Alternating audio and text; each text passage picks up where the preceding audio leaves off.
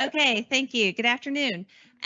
We are here today to learn about Czech glass and Czech silver, and this is part of our international series on the Czech Republic. And we're going to listen today to Dr. Katarina, and I have to look at it, Stepankova. We have been friends online for about a year now. And she is teaching a class with me on fibers and cross-cultural arts. And now they are here, she and her colleague Clara. And we are excited to have her here. She's from the Department of Art and Textiles at the University of Hradec Králové. And her main area she deals with is creativity and its support in the issues of art education and at the elementary level. And her PhD is in the theory of art education. And I'm not going to attempt to say the name of the university. University of Hradec Králové. Oh, it is. Okay. Yes, it is. So, but today we're going to learn a little bit about the glass and the crystal, and I think her presentation is going to be wonderful. We've been spending some time together, and she's very interesting to listen to. So, thank you for introduction. So, I'm really excited to be here, and I'm fond of that you are interested in Czech culture. So, I will try to introduce you the Czech crystal, Czech glass, and why is the so precious commodity, and how it was created during the history. So I was introduced. So once again, my name is Katarina Stepankova. With diacritics, it means Stepankova. So maybe you met some Czech glass or Czech crystal. So to tell you that this commodity is really deeply rooted in our culture and in our crafts. So how to begin? The people were from ancient time fascinated by glass. By glass, the first, it was the nature glass, obsidian, volcanic glass, glass made by lightning, which were found on deserts or sandy areas. Why the fascination, how this fascination developed? Because of clarity, purity, color, durability, and symmetry. The glass or precious stones has some magical meaning for men, for people from really ancient time.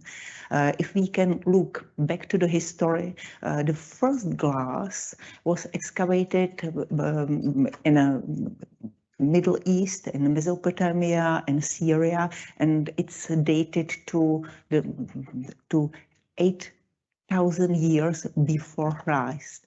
The 3,600, they are the first vessels found. The first glass, it was beads, beads which were created for as a jewellery, and these beads we can find all over the world, not only in the East, in Africa, in China, India, and in Central Europe and North Europe, and these products are still nice, and the durability is visible that the glass is immortal material. So the first glass were created by the glass beads were created almost by an accident, but later they were created to take it to the molds or cut it. And in ancient Egypt, we can find the first vessels for ointments or oil and so on. So the history in Czech Republic, or the place where the Czech Republic is just now located, it was the place where the culture crossed because of merchants' paths and entryways, and there mixed a lot of culture. So the first glass beads were found or were made by Celts. Celtic people, then a German nation, then came the hordes from east, and it was a first Slovenian people or Slovak people. So there were some excavation, and there was found layers of different beads also. So Czech glass in the Czech Republic has a really long tradition, and the first craftsmen came from Italy, because maybe you know Venetian glass and Murano glass, and the Czech craftsmen improved the technology and were able to enrich it and find new technology solution. The Czech people they are not too proud or themselves, but they know that they are really skillful workers and clever person. And in the case of glass, it's really visible, because there was so many invention that the first they learned how to make glass from Italian people and Italian workers, and later in the Baroque era and a little bit before in Mannerism era, the Italian glass workers learn from Czech craftsmen, and Czech crystal and Czech glass was the most important export goods. So the first real glass was made from sand, and for glass it's necessary to raw material, two sorts of raw materials. The first is sand, high quality sand, and wood, because from wood the potash is brought out, and in Czech lands there was plenty of sand, plenty of quality sand, and a lot of woods. The wood was important for heating the glass, and also digging the potassium. So in Czech lands there was a really long tradition in making the special sort of medieval green colored glass. And when the monks came from France and from Germany, and the big cathedrals were started to build, so there was necessity to make windows and glass windows. So the first craftsmen came from Italy, German, with monks, and they need to prepare glass on the place. They can't broad the glass a few thousand or 100 kilometers. So the craftsmen were able to learn new technology, improve it, and make the glass on a place. So King Charles, it was the Czech king and Roman emperor, who made a Czech Republic from Northern Sea to Mediterranean Sea. He invited the artists, clever men, writers, musicians, and he brought the artists from Venezia, from Murano, and they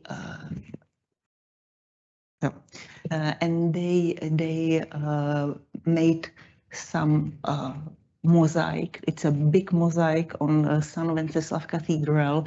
There are millions of small cubes made from glass. So when you are in Prague in December, you will see it. So the local craftsmen learn the technology, how to make the glass, which has a special opacity to reflect the light, and the stained glass. It's a glass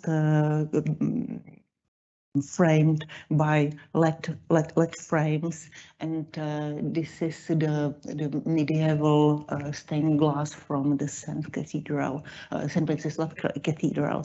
So it was the beginning of high quality glass in the Czech Republic. So this is the forest glass. The green color is because of traces of iron in a sand, because the sand was dug out from creeks and rivers, and traces from potassium, which was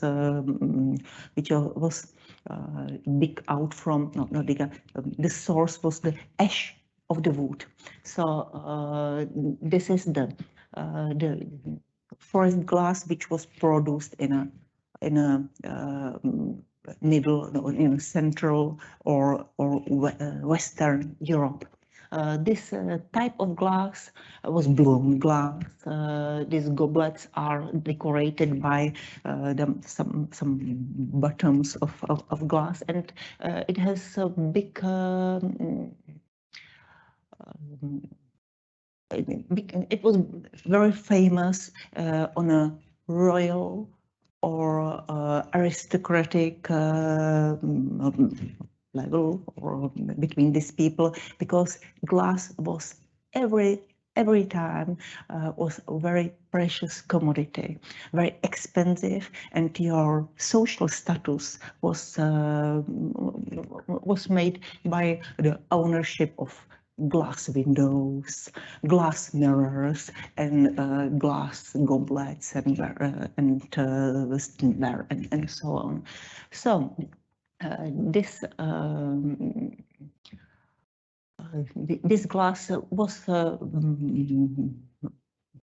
used during the Gothic time, and later times during the Renaissance, and in the end of Renaissance, in the beginning of Gothic time, it's called Mannerism time. During the rule of Rudolf II Habsburg, it was a person who like the specialty, art, music, craft, astrology, mysticism. So he invited to her court a lot of artisan singers, and also astrologists and alchemists also. So he invited also a craftsman, and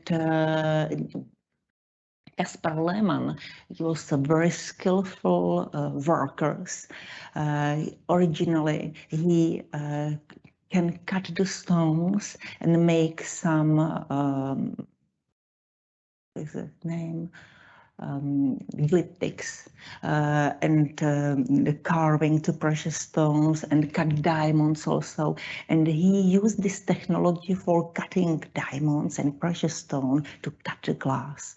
And during this time was the glass material improved, that their clearness and opacity was like a crystal, real crystal. So the Czech glass it's one thing, and Czech crystal, it means that the glass is very hard and clear like a crystal. So he used the technology for cutting precious stones to crystal, to the glass, and from this era, the famous of Czech glass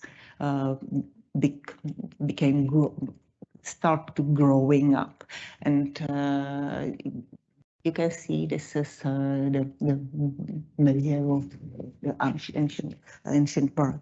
So this person first time used the new tools. The glass was cut by copper or bronze plates, and he first used a diamond for cutting the glass. So from this time, the Venetian artists started to learn how to make a glass. So the glass, it's a present glass shop, and the cutting glass, you can see the wheel, and the craftsman must handle the very heavy piece of glass and cut it. It's really demanding. It's made by it's using the water because to cooling the glass, the craftsman has big biceps and cold hands, and it's a really demanding, and this style of working still is still used because nobody developed anything better. The second style, how to produce or decorate the glass, was engraving glass. Here it's not cut. It's make some the opposite of bas relief. The relief it's deepen to the glass. And Caspar Lehmann was a really very famous artist whose works are still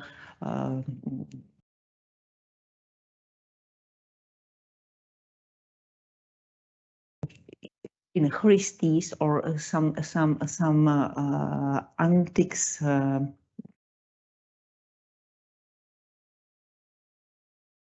houses which are interested in selling art picture art things. It's precious hundreds of dollars. So the engraving, the cutting is first one of the type of decorating glass. The engraving is the second one. You can see that there are different style of decorating.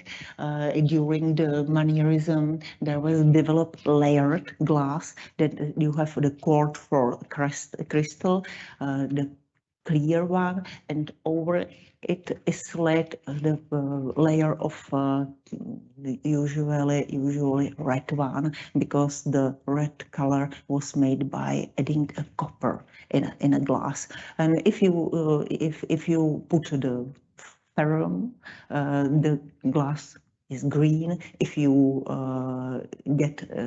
put uranium, the glass is opalesque, the yellow green, and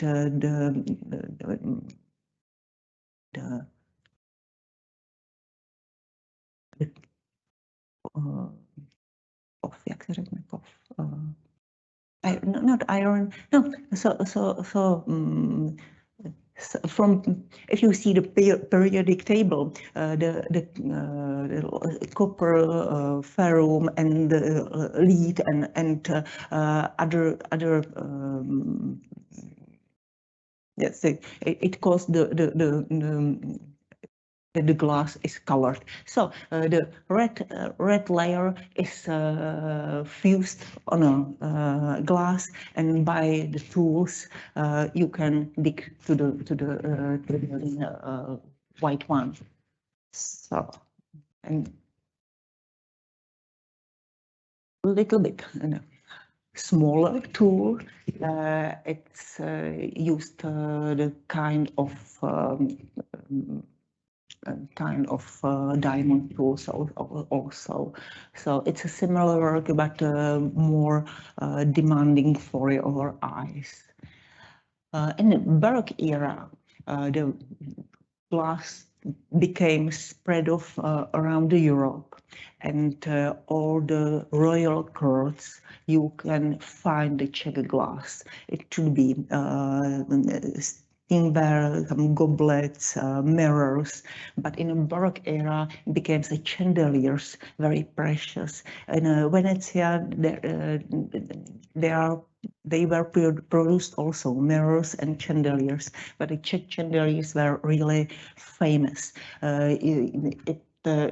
These are in Versailles, in Chandeliers Hall, but in Russia and on the court of Maria Theresia, it's possible to find it also. So the glass or chandeliers were really very luxury items. And in the present time, the chandeliers you can find on yachts of millionaires, because the tradition of making chandeliers or lamp is again on its growing up. It is growing up, so you can find the chandeliers or on the yacht of Barack Obama, for example, and a lot of famous people, former Prince Charles, just now King Charles also, and it's quite demanding because of the yachts are on the sea, there are waves, and the chandeliers must be really very safe, not to fall down and kill the owner. So the Czech chandeliers are very prestigious item also. So in the Baroque era was a trouble with the wars. During the war, the production was a little bit lower down, because there was no chance to go abroad and export it, and people has a different problems that to buy luxury goods. So during the Baroque era, it was some problems, but in a Biedermeier, it was again new input because of a lot of people, not only aristocracy, could afford to buy luxury goods. So wealthy merchants could bought it, and some civil persons. So there were very interesting the movement or shifts from design and preferences and demands on a glass. Usually Czech glass was crystal clean, and in the Biedermeier the painted glass was very interesting for people, and the glass which looked like precious stones. So Friedrich Egermann invented a new type of glass, added some not ferrum, but this sort of molecules, something. So this ruby glass was created by adding a copper and this sort of materials. So and painted glass, it was the new technology which was developed because there should be some type of email, and later a high enamel enamel was developed. So yes, this type of glass, you can't see the clarity, but you can see the colors. And we in after Biedermeier, it was again problems with selling goods, and the Czech glass was precious, was nice, but the Venetian glass, again French glass and England glass grew up in their popularity, and new input for Czech glass was Art Nouveau, and later Art Deco also. So Art Nouveau again works with stained glass, and the glass which was painted, but painted by a different style, not clean colors, but colors which are mirroring and reflecting. In a case of beads and glass beads, they were used to make the beads opalesque. They were using some substantial from fish skin. It is really interesting which sources of materials were discovered. So let's wait. He invented this shimmering glass, and he got a medal in a universe exhibition in Vienna and in Chicago also. And this glass is really very precious, and you will find it in Christie's or something like this. And it's maybe there is a reflection like in a mirrors. So in Art Deco, the new technology, but much more the new shapes were developed, and this fits to different condition, different Europe. The most important, we are still speaking about glass, but the glass was mostly blown. So using the blowing pipes and blowing freely and decorated freely over it, or blown to the forms. But this technology didn't change, and during the end of 19th century and beginning of 20th century, the most the artificial production and machinery make glass accessible, but with a lowering artistic quality. But I will jump this. But the most in this era of Art Deco, of Art Nouveau and Art Deco, there was a phenomenon of Mozart glass. It's the glass work or glassness which still works, and it is the most precious glass we have in Czech Republic, and this type of glass is blown, not artificial, not doing by machinery. It's hand blown, hand gutted, hand painted and engraved, and this glass it was the most world success after many years or hundred of years. So you can the Moser glass was official glassware for the royal court of Habsburg, and shahs and prince of the King of England and Emperor of Russia, they have this glass on their cards.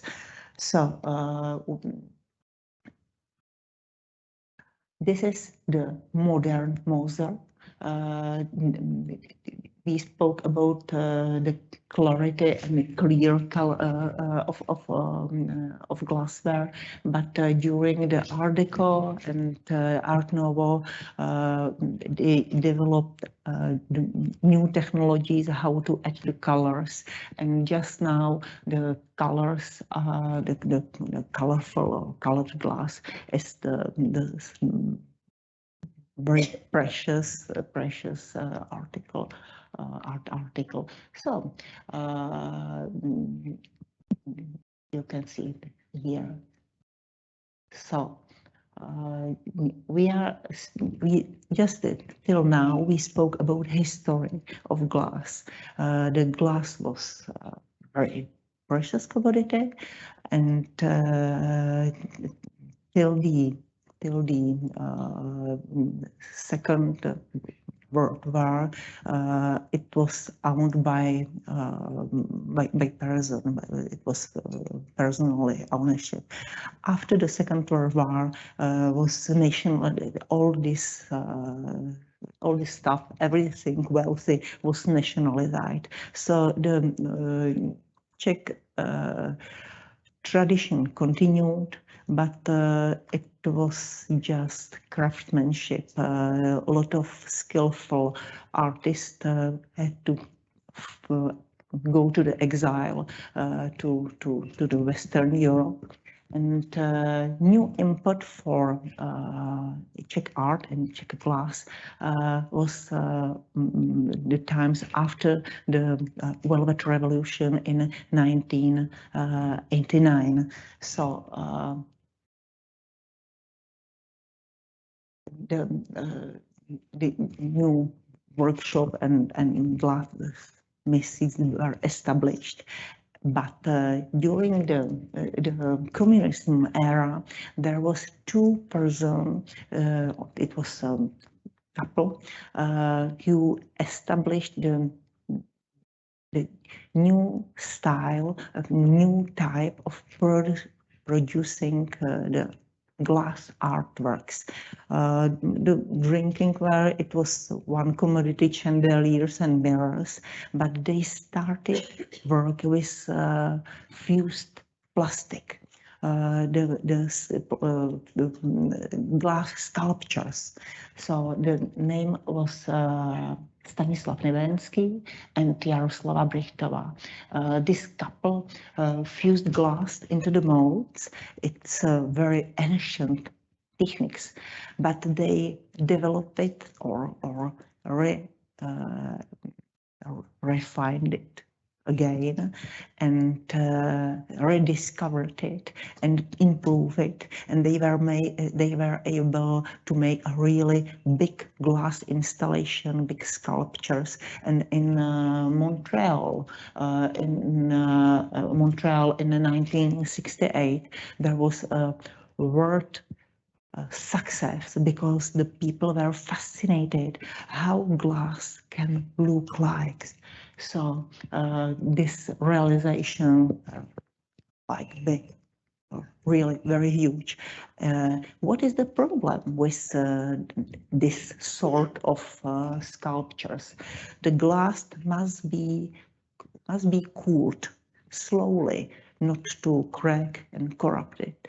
So they invented the cooling process and how to polish it and how to work with it. And this is the new tradition which was again developed improved by contemporary artists, and it's just now, I think it's the best commodity which we can offer the artistic world, the free sculpture, cutted, not cutted glass and decorated, but cut it the big shapes and make some wall realization and free realization. So this is the work of Libensky and Brichtova. And it's in a collection of Metropolitan Museum in Boston and New York and over the world. You can see that it's a really huge realization, and they worked for, it was very interesting when they made the glass realization to the churches. They had to build a new building for making a form, and they were able to cool it. So, and later I will show you some modern statue realization. But when we were speaking about chandeliers and ancient chandeliers and Baroque chandeliers, so there are some companies which are focused on modern chandeliers and glass realization in a space, and Laswit, it's one of it. So this is a huge realization, mostly in Arabic works, because they are huge buildings and skyscrapers and palaces also. So you can find this glass chandeliers, glass realization, free sculptures. So it's a modern sort of chandeliers. On Expo in Dubai, there were introduced a new type and new realization also. And we spoke about drinking ware, mirrors, chandeliers, and this is a free sculpture, and this is the really very interesting thing, because Daniel Glotsky, he's designer also, but in this project he worked as a real craftsman. This is a sarcophagus for Queen Margaret, and this sarcophagus is made from few parts which had to be cooled for half a year, and the first designer Norgard came to probably 10 craftsmen all over the world and asked if it would be possible to do it, and he was told no, it's impossible, and Zdeněk Lotsky did it. So I will try to show you the first technology of fused glass.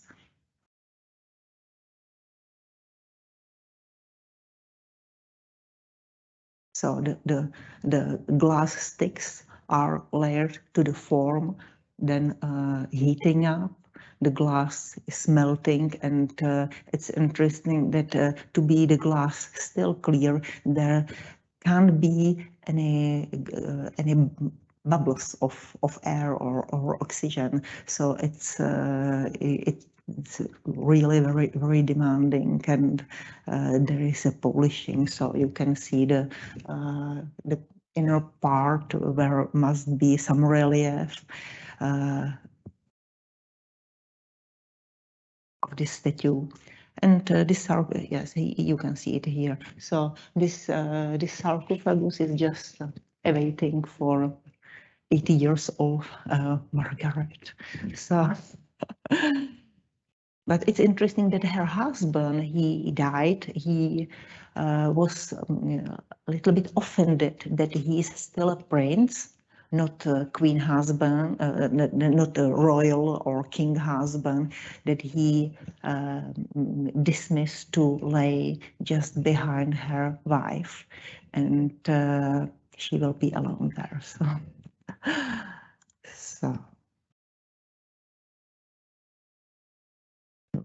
where to stop? To stop here. So it was the technology, and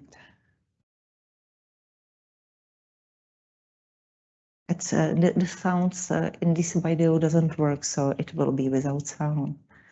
So it must be really very precise work to fix these parts together, and so this is the inner relief. And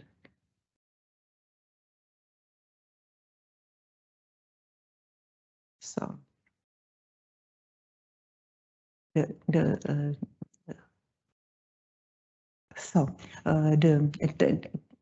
technological advances in a Czech craftsman are really precious over the world. So Vlastimil Beránek, he is the second, another person who is interested in free sculpture.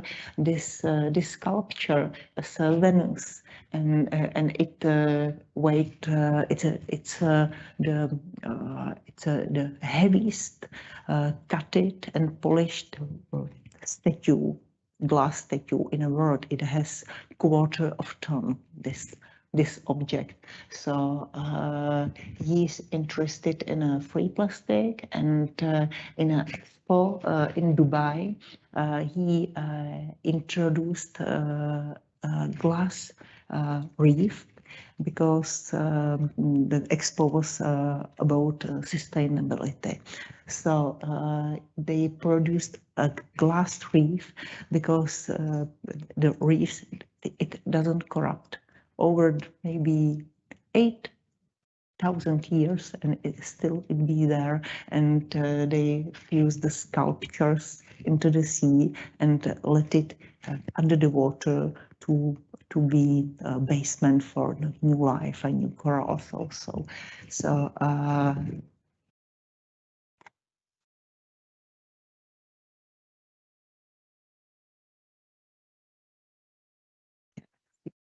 the polishing.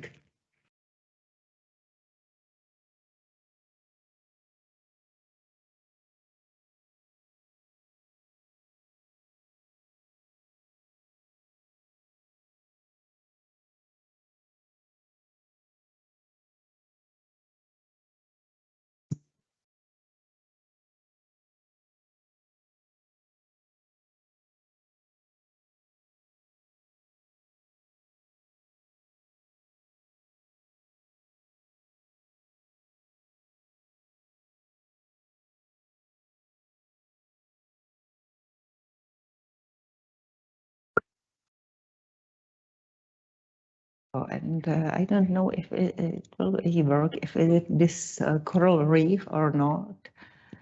No, it's a thing. So I will stop it. And what is the next? So it's a casted plastic and polished plastics. And this stelas and casted glass. And this is a new design of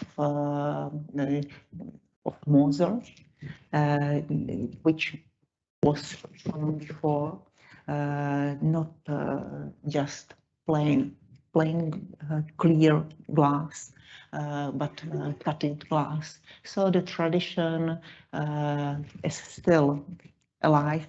So the technology and a little bit change.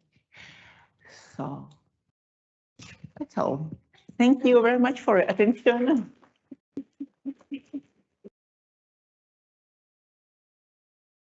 No. Thank you. In the picture, you can see the wood which is necessary to make a mold and blowing glass, and it's a raw materials for the form and the glass also. Do we have any questions about the glass or the crystal? Do they still make the other historical pieces like the Biedermeier and some of those pieces, even though the new styles are created now? Do they still create some of the older styles? Some glass makers are following the tradition, and Moser, for example, it's developing new styles of cutting glass more in a cubistic style, or not symmetric styles.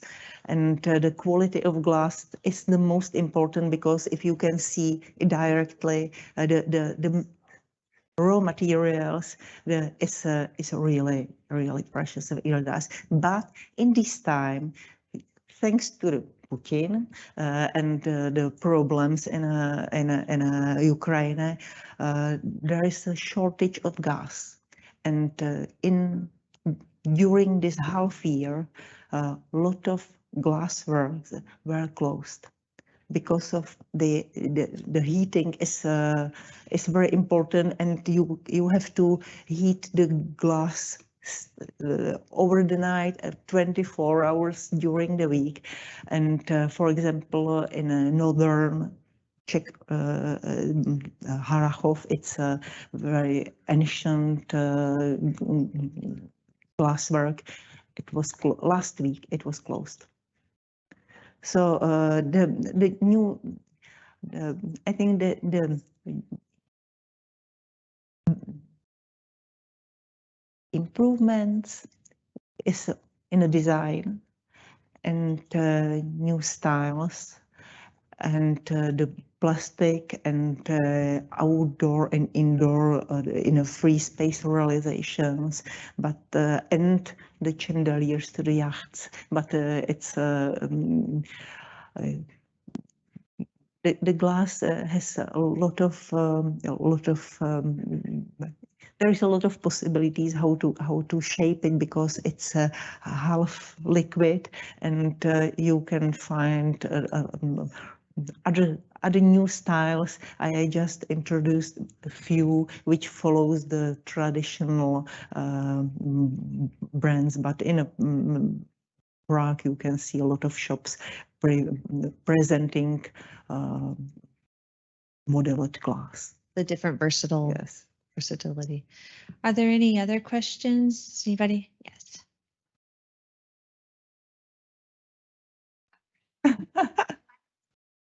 What distinguishes something as lead crystal? Lead crystal, there is a little bit higher amount of lead, and the crystal is a little bit harder. It has great clarity and opacity. And Moser, this fabric or this industry doesn't use a lead crystal, but they used high potassium crystal. This is a little bit difference, but it's not poison glass. The lead glass, it's a really small amount. So there are two industries. The Moser is one. It uses high potassium glass, and Czech Bohemian crystal. It's another. It used the lead crystal. It's suitable for cutting, for deep cut, and for engraving, because the glass is sparkling, is shimmering. So this is the difference between high potassium crystal and lead crystal. Anything else? Okay, well, thank you very much. And thank you very much.